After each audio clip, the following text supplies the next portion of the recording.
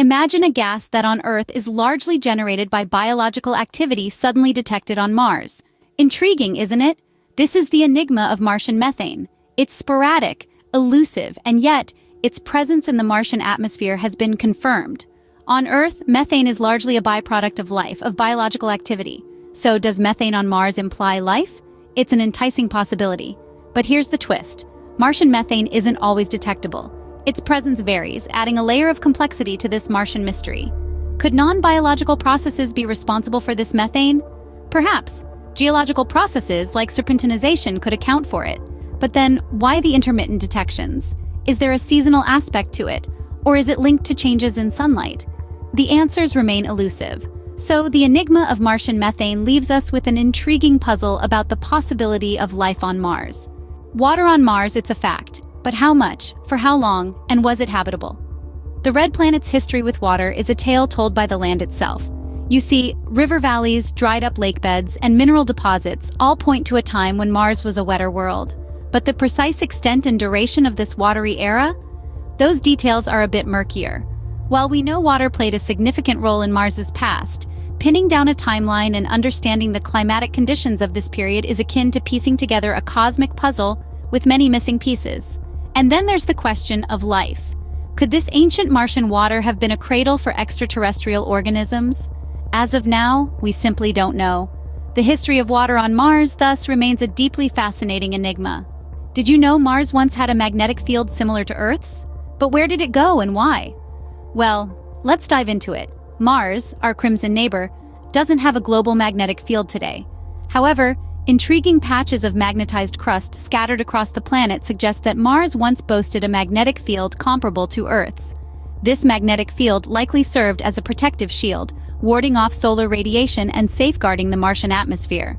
This shield would have been particularly crucial in keeping Mars's atmosphere intact, a key factor in the planet's ability to sustain liquid water and, potentially, life. But here's the real mystery. Why did Mars lose its magnetic field?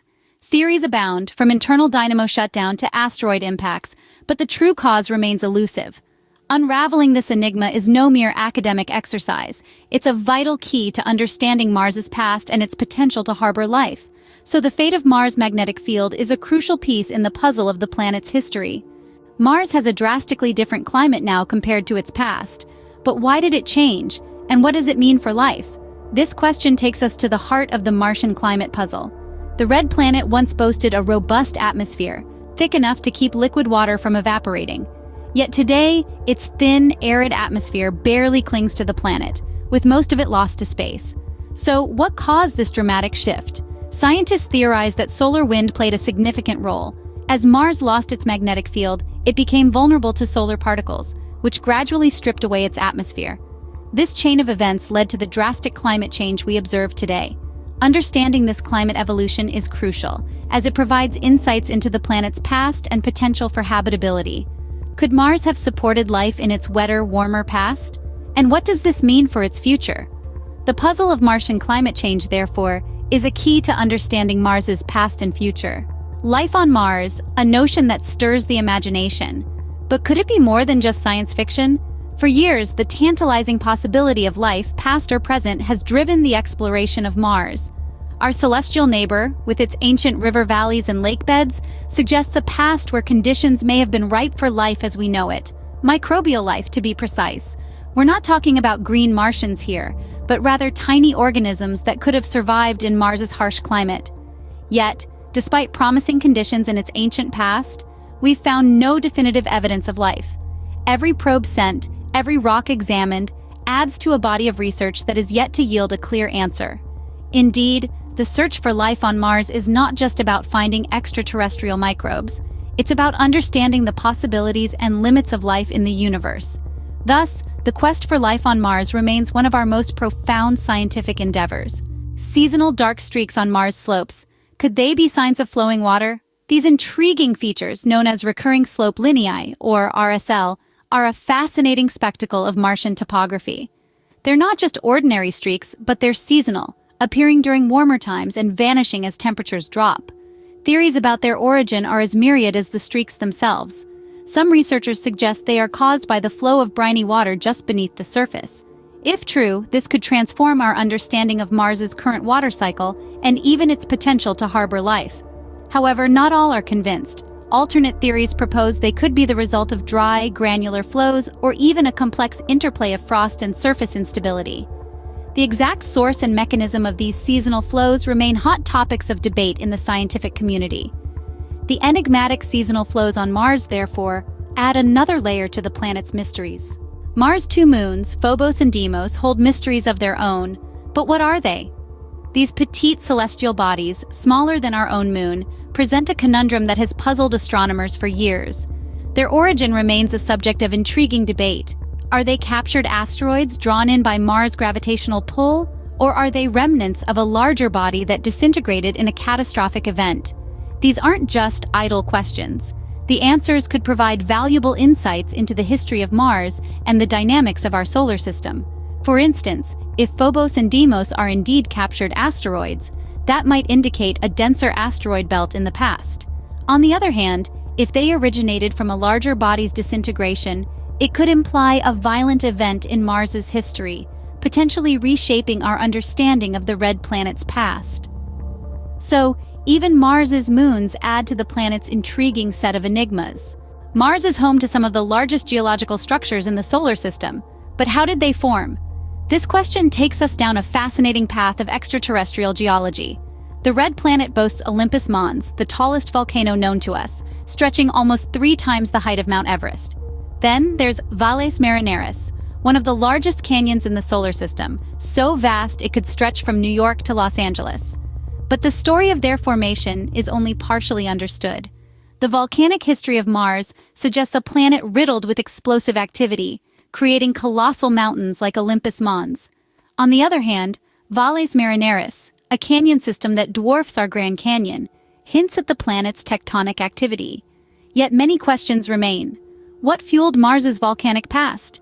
How did its tectonic activity shape the landscape?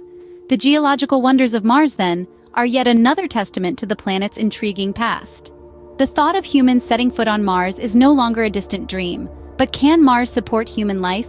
This question is not just a passing thought, but a crucial puzzle that needs solving before we can call the red planet our second home.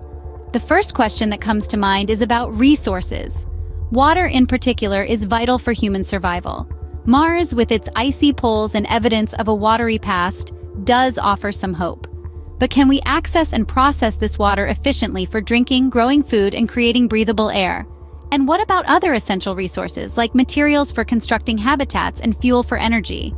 Then there's the question of health. The Martian environment is harsh, with thin air, intense radiation, and extreme temperatures. Prolonged exposure to such conditions could have serious health impacts. We're talking about bone density loss, muscle atrophy, and potential damage to the nervous system. So how do we protect future Mars dwellers from these health risks? Can we create habitats that not only shield us from the harsh Martian environment, but also simulate Earth-like conditions to prevent health issues? Lastly, there's the question of feasibility. Establishing a human colony on Mars is an enormous undertaking. It requires advanced technology, substantial resources, and a willingness to face the unknown. Is it within our reach to make this colossal dream a reality? These are not simple questions. They require rigorous research, innovative thinking, and a deep understanding of both Mars and human needs. But the rewards could be immense, opening up a new frontier for human exploration and potentially ensuring the survival of our species.